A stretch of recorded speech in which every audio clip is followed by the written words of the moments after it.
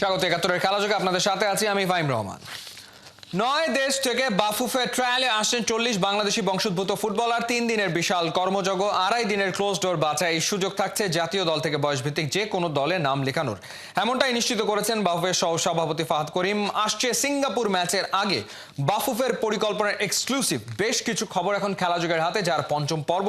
পার্থবণিকের রিপোর্টে।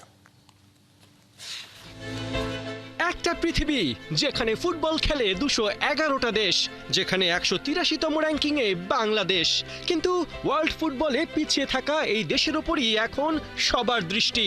England, Ireland, Sweden, Italy, Spain, এমনকি যুক্তরাষ্ট্র, কানাডা, অস্ট্রেলিয়া, রাশিয়া থেকেও ঝাঁক বেঁধে ফুটবলাররা আসতে চলেছেন বাংলাদেশে। লক্ষ্য ট্রায়ালের মাধ্যমে লাল সাদার ওই জার্সি। কিন্তু রাতারাতি এই ফুটবল বিপ্লব কিভাবে সম্ভব হলো? কিভাবে স্বপ্ন সত্যি হলো? এক হামজা চৌধুরী, এক ভারত ম্যাচ, মুহূর্তেই মাটিতে থাকা বাংলাদেশ ফুটবলের হাইপ আকাশ সমান উচ্চতায়। জাতীয় স্টেডিয়ামের এই সবুজ ঘাসে পা রাখতে শোর পড়েছে বিশ্বের বিভিন্ন প্রান্তে। বাংলাদেশ জাতীয় দল এই স্বপ্ন বুকে নিয়ে ৩০ বাংলাদেশি বংশোদ্ভূত ফুটবলার আসছেন ট্রায়ালে। কিভাবে হবে তাদের পরীক্ষা, প্রবাসীদের জন্য খোলা কোন কোন দরজা, এসব বিষয়ে আমাদের জানাবেন বাফুফের সহসভাপতি ফাহাদ করিম।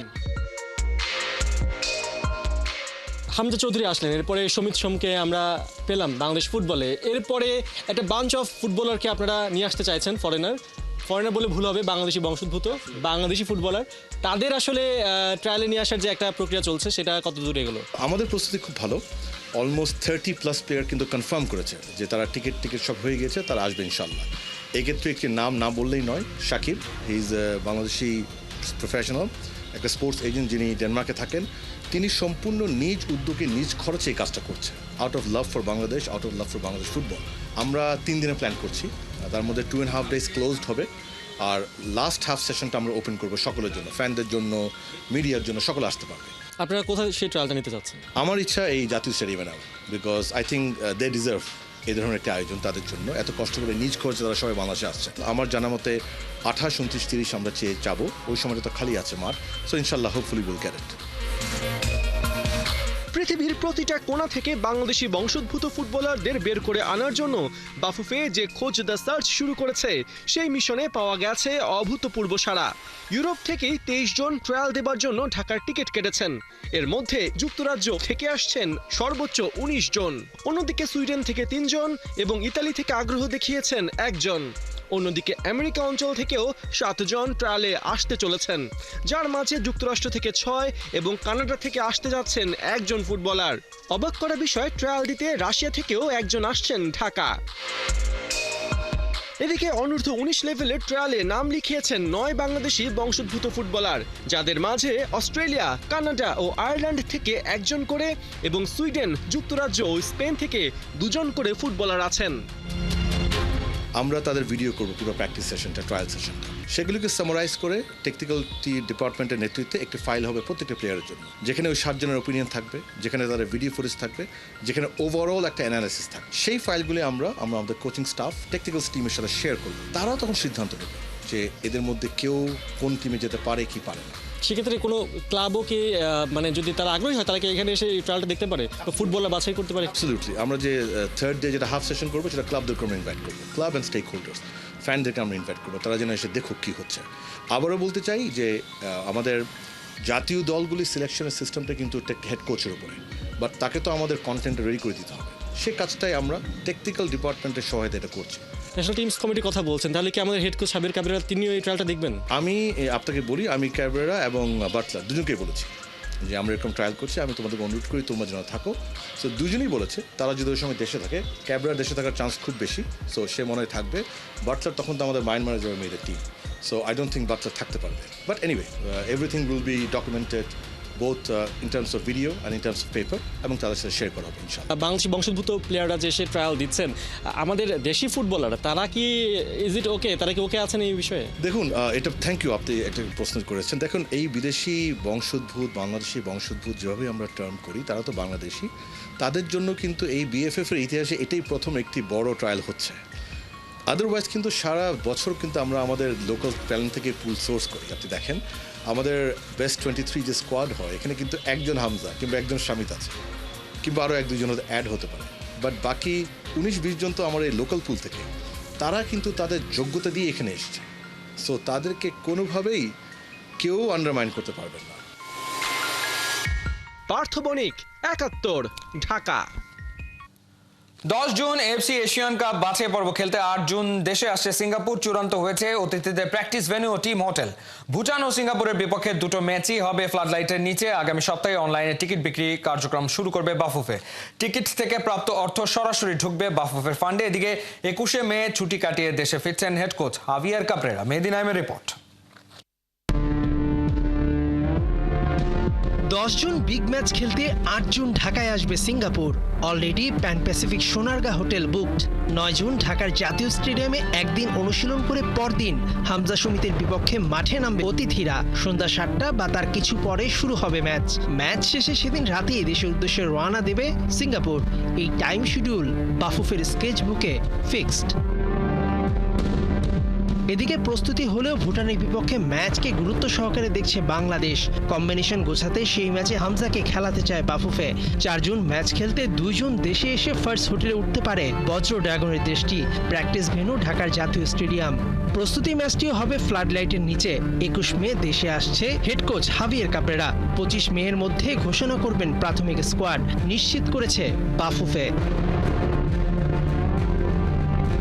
আগামী সপ্তাহে ভুটান ম্যাচের টিকিট অনলাইনে বিক্রি শুরু করবে বাফুফে। তবে ভুটান ম্যাচের টিকিটের দাম সিঙ্গাপুর ম্যাচের চেয়ে বেশ কম থাকবে। বলা চলে এটা পুরো প্রক্রিয়ার ড্রেস রিহার্সেল। টিকিট থেকে প্রাপ্ত অর্থ সরাসরি ঢুকবে বাফুফের ফান্ডে। সেখান থেকে টিকিট বিক্রি প্রতিষ্ঠান পাবে লভ্যাংশ। আপাতত সিঙ্গাপুর ও ভুটান 2 ম্যাচের জন্য টিকিট বিক্রি প্রতিষ্ঠানের সঙ্গে চুক্তি করছে বাফুফে। প্ল্যান সফল হলে দীর্ঘমেয়াদী হতে পারে চুক্তি। সব মিলিয়ে 10 জুন সিঙ্গাপুর ম্যাচ শুধু হামজা সমিতির দেশের মাটিতে অভিষিক্ত ম্যাচই নয়, 5 বছর পর জাতীয় স্টেডিয়ামের উদ্বোধনী ম্যাচও। আর এই একটা ম্যাচই প্রমাণ করে দিবে এই বাংলার মানুষ ফুটবলের জন্য কতটা পিপাসার্থ। মেহেদী নাইম, ৭১।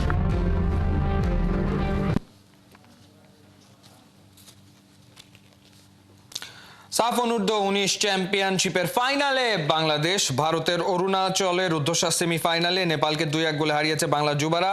প্রথমার্ধে দুই দলের লড়াইটা সমানে সমান। 17 মিনিটেই এগিয়ে যেতে পারত নেপাল, কিন্তু গোলকিপার ইসমাইল হোসেন বাঁচিয়ে দেন বাংলাদেশকে।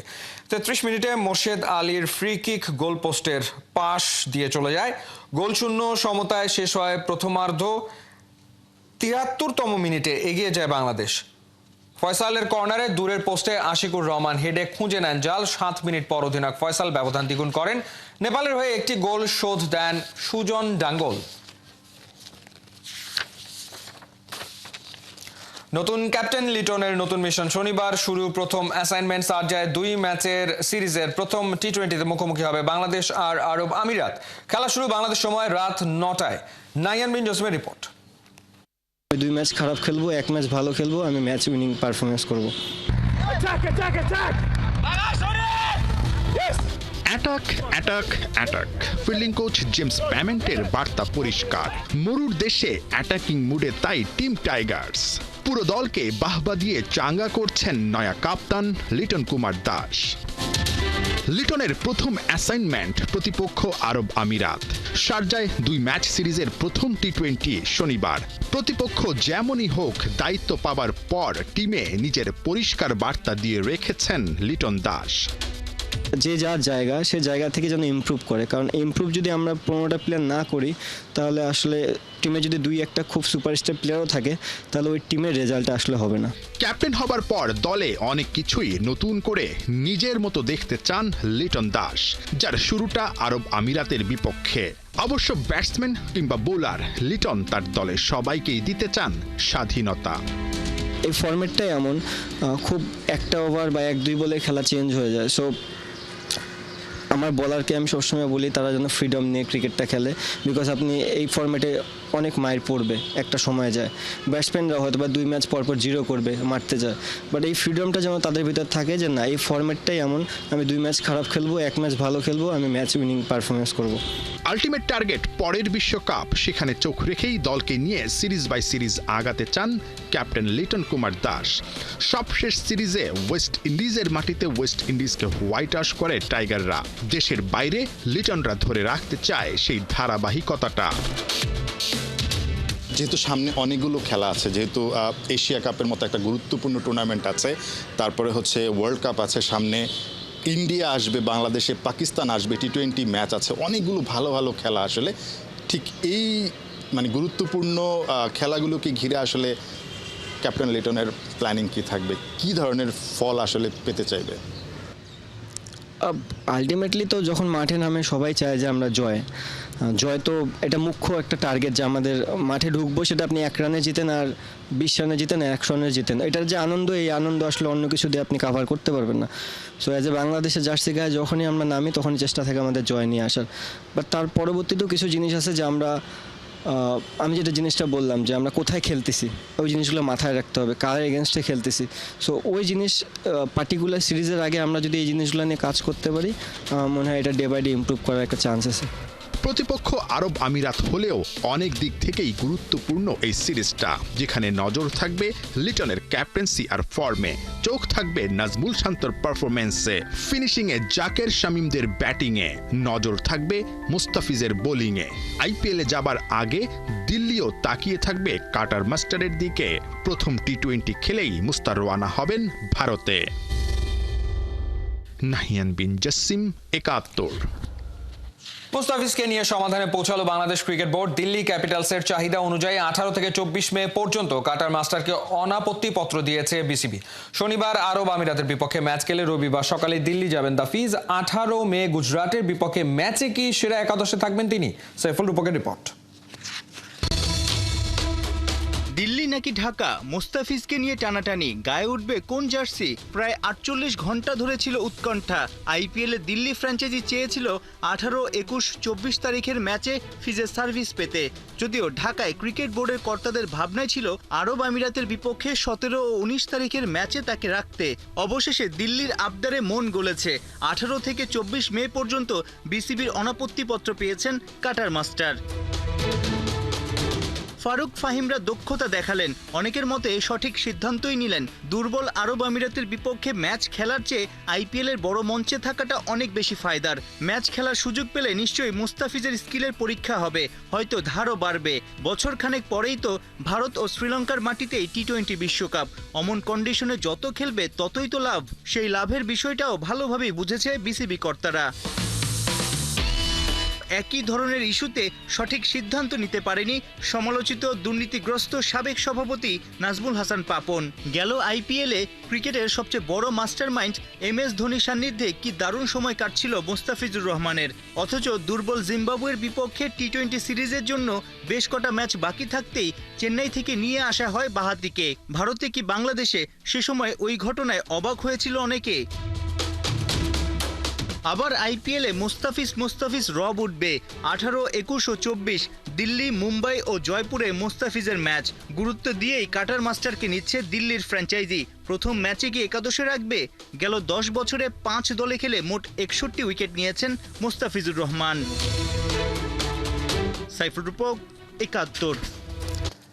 এমার্জিং সিরিজের শেষটা ভালোভাবেই করলো বাংলাদেশ। 3 ম্যাচের ওয়ানডে সিরিজের শেষ ম্যাচে সাউথ আফ্রিকাকে আকবর আলীর দল হারিয়েছে 34 রানে। ব্যাটে বলে সমান তালে পারফর্ম করে রাকিবুল হাসান রেখেছেন এই জয়ে সবচেয়ে বড় ভূমিকা। প্রথমে ব্যাট করতে নেমে 225 রানে অল আউট হয়ে যায় এমার্জিং টাইগার্স। ওপেনার মাহফুজ ইসলামের ব্যাটে আসে 26 রান। ইনফর্ম ক্যাপ্টেন আকবর 51 বল থেকে করেন 38 রান। তবে দলের হয়ে সর্বোচ্চ 58 রান আসে মাহফুজুর রাব্বির ব্যাট থেকে। অনেকটা ব্যাটিং বিপর্যয়ে পড়ে স্বাগতিকরা। শেষ দিকে রাকিবুল 42 করে পরিস্থিতি কিছুটা সামাল দেন, আর বোলাররা করেছেন বাকি কাজটা। প্রোটিয়াদের হয়ে তিয়ান মিচেল করেন সর্বোচ্চ 40-36 রান দিয়ে এক হালি উইকেট শিকার করেন রাকিবুল।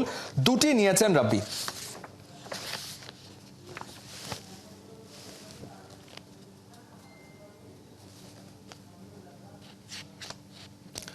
স্থগিত হওয়া আইপিএল আবারও শুরু হচ্ছে, তবে বেঁকে বসেছে প্লেয়াররা। কোটি টাকা দিয়ে কেনা খেলোয়াড়দেরকে পাচ্ছে না ফ্র্যাঞ্চাইজিগুলো।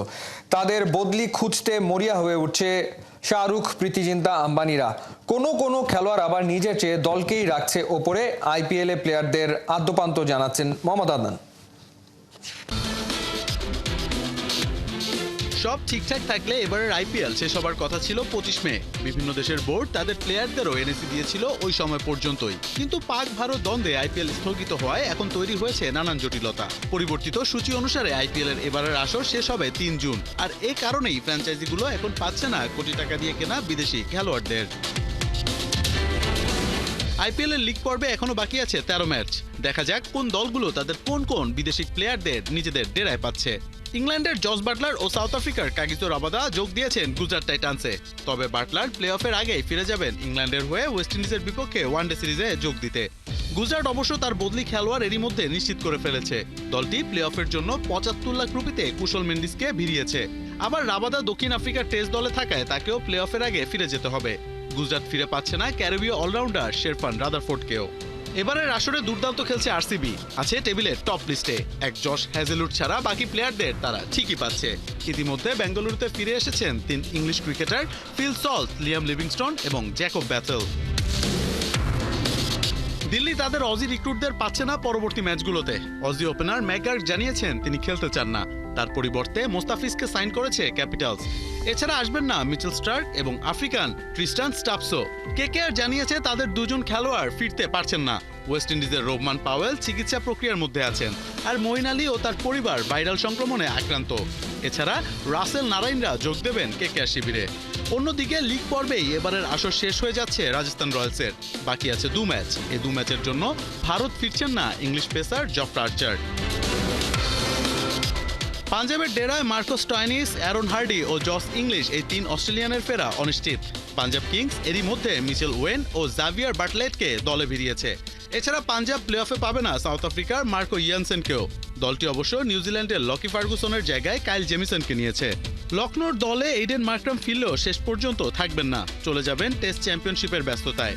এরই মধ্যে চোটে পড়া মায়াঙ্ক ইয়াদবের বদলি হিসেবে নিউজিল্যান্ডের উইলিয়াম ওরুর্ককে 3 কোটি রুপিতে কিনেছে লখনৌ। হায়দ্রাবাদ এরই মধ্যে প্লে অফের দৌড় থেকে ছিটকে পড়েছে। তবে দলটির 2 অস্ট্রেলিয়ান এবং হায়দ্রাবাদের কাপ্তান প্যাট ক্যামেন্স ও ট্রাভিস হেড আবারও ভারত ফিরছেন।